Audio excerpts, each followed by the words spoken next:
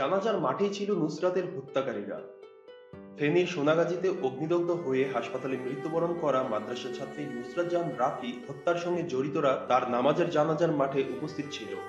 অপরাধীরা এ মাঠেই ছড়িয়ে ছিটিয়ে আছে বলে মন্তব্য করেছেন প্রধানমন্ত্রীর সাবেক প্রোটোকল অফিসার ও আওয়ামী লীগ নেতা আলাউদ্দিন আহমেদ চৌধুরী নাসিম। বৃহস্পতিবার বিকালে সোনাগাজী মোহাম্মদ সাবের সরকারি পাইলট উচ্চ বিদ্যালয় মাঠে জানাজা পূর্ব সংক্ষিপ্ত বক্তব্যে এ মন্তব্য করেন তিনি। নাসিম বলেন, নুসরাত হত্যাকাণ্ডের আসামিরা যদি 40 হাত মাঠের নিচেও থাকে তাদের সেখান থেকে বের করে বিচারের আওতায় নিয়ে আসা হবে। নুসরাত পুরো বাংলাদেশের একটি প্রেরণার নাম।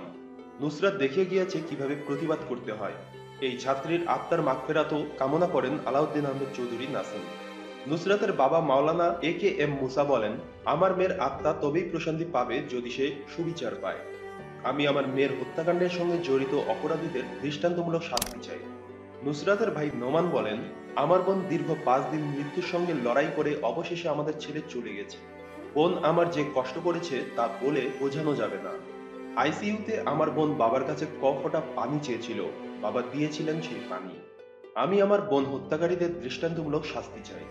বুধবার রাতে ঢাকা মেডিকেল কলেজ হাসপাতালের বার্ন ইউনিটের আইসিইউতে মারা যান নুসরাত। বৃহস্পতিবার দুপুরে ময়নাতদন্ত শেষে নুসরাতের মরদেহ স্বজনদের কাছে হস্তান্তর করা হয়। এরপর তার মরদেহ নিয়ে ফেনীর উদ্দেশ্যে রওনা হন স্বজনরা। গত 6 এপ্রিল সকালে আলিম পরীক্ষা দিতে সোনাগাজী ইসলামিয়া সিনিয়র ফাজিল মাদ্রাসায় যান নুসরাত জাহান রাফি। ওই দিন নুসরাতকে পরীক্ষা কেন্দ্রের ছাদে নিয়ে বোরকা পরা 4 জন তাকে মাদ্রাসার অধ্যক্ষ সিরাজউদ্দৌলার বিরুদ্ধে করা শ্লীলতাহানির মামলা তুলে নিতে চাপ দেয়। নুসরাত অস্বীকৃতি জানালে তারা আগুন দিয়ে পালিয়ে যায়। এ ঘটনায় সোমবার রাতে অধ্যক্ষ সিরাজউদ্দৌলা ও পৌর কাউন্সিলর মকসুদ আলম সহ 8 জনের নাম উল্লেখ করে সোনাগাজী মডেল থানায় মামলা করেন অগ্নিদগ্ধ রাফির বড় ভাই মাহমুদুল হাসান নোমান।